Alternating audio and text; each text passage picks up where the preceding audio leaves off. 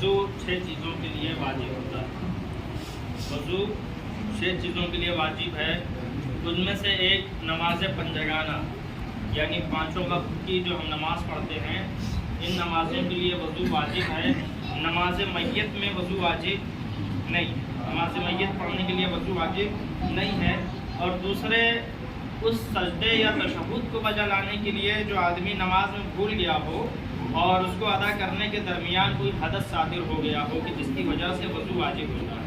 तीसरे, खाना काबा के वाजिब तवाफ़ के लिए जो हज करने जाते हैं या उम्रा करने जाते हैं, तो हज और उम्रे का जो वाजिब तवाफ़ है, जो उसका जुज़ है हज और उम्रे का, उस तवाफ़ के लिए वज़ू वाजिब होगा। चौथे, वज़ू करने की मन्नत मानी हो। ठीक है, हमारा जो तरीक़ा है वो सिर्फ नज़र नियाज वाला ही मामला रहता है कि हम चाहते हैं कि मौला की बारगाह में, लेकिन अल्लाह की बारगाह में भी इंसान अगर मन्नत माने कि जिस तरीके से हसनैन अलैहिस्सलाम जब बीमार पड़े, जब उन्हें बुखार आया तो रसूल अल्लाह ने जो मशवरा दिया और जो बात कही कि रोज़ा रखने की मन्नत मानी। तो अज़ीज़ान गिरामी, अपनी मुश्किलों के हल के लिए परवरदिगार आलम की बारगाह में इंसान को चाहिए कि रुजू करे, नमाज पढ़ने की मन्नत माने, रोज़ा रखने की मन्नत माने, अहले बैत अलैहिस्सलाम को अपना वसीला करार दे। बग़ैर अहले बैत अलैहिस्सलाम के वसीले के इंसान के कोई भी अमल काबिल कबूल नहीं है। तो वज़ू करने की मन्नत मानी हो। और पाँचवें जो है, जब किसी ने मन्नत मानी हो कि मसलन कुरान मजीद का बोसा लेगा, कुरान मजीद के हुरूफ को छूने के लिए वज़ू करना वाजिब है। सूरह वाक़िया में है, ला यमस्सुहु इल्लल मुतहहरून, जब तक कि आप पाक ना हो कुरान मजीद के हुरूफ को छू नहीं सकते हैं। और इसी तरीके से लफ्ज़ अल्लाह का भी छूना उसी तरीके से, चाहे किसी भी ज़बान में लिखा हो। और एहतियात की बिना पर 14 मासूमीन अलैहिस्सलाम के नामों को भी बग़ैर वज़ू के छूना जायज़ नहीं है। अब यहाँ पर एक बात काबिल तवज्जो है। अय्याम अज़ा में हम ये देखते हैं कि अज़ादार अक्सर ऐसा लिबास पहने रहते हैं कि जिस पर या तो इमाम हुसैन का नाम लिखा रहता है, या मौला अली का नाम लिखा रहता है, या शहजादी का नाम, इस तरीके के नाम लिखे होते हैं। अगर आदमी वज़ू की हालत में है तो ठीक है, मातम कर रहा है, हाथ से मस हो रहा है। लेकिन अगर वज़ू नहीं किए हुए हैं तो यकीनन वो इमाम हुसैन के नाम का एहतराम नहीं कर रहा है। बात तो जाहिर यही है कि मासूमीन के नाम को बगैर वज़ू के छूना एहतियात की बिना पर जायज़ नहीं है। लेकिन नाम शर्ट पे इमाम हुसैन के लिखा हुआ है और आदमी बगैर वज़ू के मातम भी कर रहा है और नाम भी टच हो रहा है, तो लिहाजा इस बात की तरफ आदमी का ध्यान होना चाहिए। और अब तो इंतहा ये हो गई है कि मासूमीन के नामों का टैटू बनवाया जा रहा है। आदमी कब न जाने किस हालत में रह रहा है, कब नजिस है कब पाक है, उसको खुद नहीं मालूम है। और ये बेअदबी बेहुरमती मासूमीन अलैहिस्सलाम के नामों की भी हो रही है। तो लिहाजा कुरान मजीद को हुरूफ को छूने के लिए वज़ू वाजिब है, अल्लाह के नामों को छूने के लिए, मासूमीन अलैहिस्सलाम के नामों को छूने के लिए। और नजिस शुदा कुरान मजीद को किसी जगह से उठाने निकालने के लिए, मिसाल के तौर पर कुरान मजीद का कोई टुकड़ा किसी नाली में गिर गया है, पहली चीज तो कि उसको निकालना वाजिब है जिसकी निगाह पड़े। दूसरे, उसको निकालने के लिए वज़ू करना वाजिब है। भले ही आप अपना हाथ जिस जगह डाल रहे हैं, वज़ू करके कुरान मजीद को निकालना वाजिब है। और अज़ीज़ान गिरामी, फिर इसी तरीके से और भी बहुत सारे मराहिल हैं। हम ये देखते हैं कि पोस्टरों पे जो नाम छपते हैं, अक्सर कितनी बेअदबियाँ होती हैं। अल्लाह का नाम लिखा रहता है, मासूमीन का नाम लिखा रहता है, इमाम ज़माना का नाम लिखा रहता है। जब तक प्रोग्राम मुनक़िद नहीं होता है, पोस्टर दीवार पे नज़र आता है, उसके बाद उसकी क्या बेअदबी होती है आपकी निगाहों के सामने है। कभी नाले में पड़ा है, नाबदान में पड़ा है, कबाड़ी वाला लेके जा रहा है, ना जाने कहाँ कहाँ उसको इस्तेमाल किया जा रहा है। तो अज़ीज़ान गिरामी, इन सब चीज़ों पर हमें और आपको गौर व फिक्र करने की ज़रूरत है। तो मासूमीन अलैहिस्सलाम का एहतराम हमारे सर आँखों पर है। लिहाजा जिस तरीके से उनकी ज़ात का एहतराम है, उसी तरीके से उनके नामों का भी एहतराम होना चाहिए। आप गौर फरमाएं कि नबियों के ज़माने में मासूमीन नहीं थे बज़ाहिर, लेकिन नबियों को जो निजात मिली है वो मासूमीन के नामों से निजात मिली है।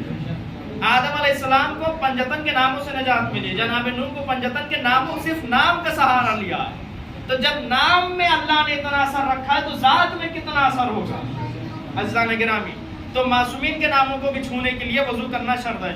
وضو کرنے کا طریقہ کیا ہے؟ کل بتایا گیا تھا کہ پہلے مستحب ہے ہاتھ کلائیوں تک 2 بار دھونا، 3 بار کلی کرنا، 3 بار ناک میں پانی ڈالنا، اور جو واجب ہے قربتاً اللہ کی نیت سے پانی چلو میں لے اور سر کے بال اگنے کی جگہ سے ٹٹی تک اس طریقے سے پانی ڈالے کہ پانی اوپر سے نیچے کو آئے۔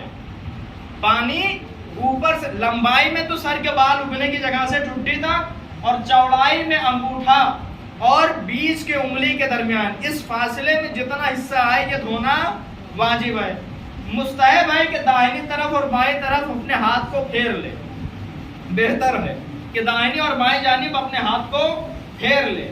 عزیزان گرامی، ہم سے جو غلطی ہوتی ہے پانی اوپر سے نیچے کی جانب آنا ہے، لیکن اکثر لوگ وضو کرتے وقت اس طریقے سے ہاتھ پھیرتے ہیں کہ ہاتھ الٹا بھی پھر جاتا ہے۔ ہاتھ الٹا پھر جانے سے وضو باطل ہو جاتا ہے۔ ہاتھ الٹا پھیرنے سے یعنی اگر آدمی ایسے لے کے آیا اور بھی یہیں سے اٹھا دے تو پھر اس کا وضو صحیح نہیں ہے۔ اوپر سے نیچے کو ہاتھ لے آئے، پھر ہاتھ کو سائڈ کر کے پھر ہاتھ دوبارہ لے جائے۔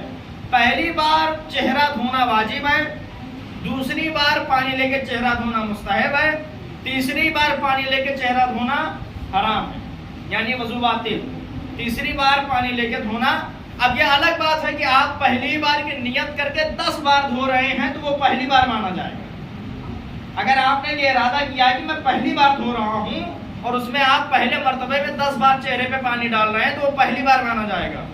دوسری بار میں اگر آپ 10 بار مستحب کی نیت سے پانی ڈال رہے ہیں دوسرا مرحلہ خیال کر کے تو وہ دوسرا شمار کیا جائے گا۔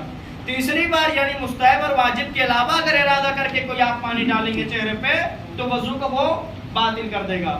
اسی طریقے سے ہاتھ دھونا کوہنیوں سے لے کے انگلی کے سرے تک، کوہنی سے لے کے بہتر ہے کہ ذرا سا آگے کا حصہ بھی ساتھ میں لے لے تاکہ آدمی کو یقین ہو جائے کہ ہم نے پورا حصہ ساتھ میں لے لیا ہے۔ ہاتھ دھونے میں بھی وہی مسئلہ ہے، ہم سے غلطی جو ہوتی ہے کہ ہم ہاتھ دھوتے وقت ہاتھ کو الٹا پھیر دیتے ہیں۔ ہاتھ پانی کے ذریعے نیچے کی طرف آئے گا اور نیچے سے اوپر نہیں جانا چاہیے۔ ہاتھ کوئی بھی حصہ باقی نہیں رہنا چاہیے۔ کوہنی سے آدمی پانی ڈالے، انگلی کے سرے تک لے آئے، ہاتھ کو سائڈ کر کے پھر دوبارہ سے اس طریقے سے پورا ہاتھ دھوئے۔ جس طریقے سے داہنا ہاتھ دھویا جائے گا اسی طریقے سے بایاں ہاتھ دھویا جائے گا۔ اگر آدمی نے کوئی انگوٹھی یا کچھ اور چھلا وغیرہ پہن رکھا ہے تو اس کو جنبش دے دینا ضروری ہے، اور بہتر ہے کہ پانی کم سے کم 1 مد پانی میں ہو، یعنی یوں تو وضو ہو جائے گا لیکن کتابوں میں جو لکھا ہے تقریباً 750 گرام پانی میں آدمی کو وضو کر لینا چاہیے۔